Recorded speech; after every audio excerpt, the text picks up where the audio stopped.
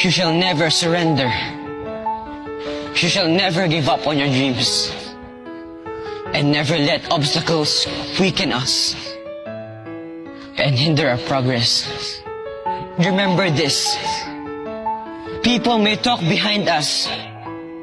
People may not believe in us. And people may drag us down. But do not be shaken.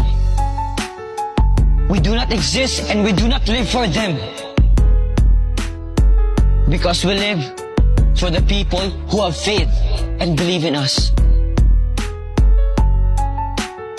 Because we live for our family. Let us not be afraid facing our challenges. Let us pursue our dreams. Mapapagod, pero hindi po susuko. Masusugatan, pero hindi aayaw. Mabibigo, pero hindi bibitaw.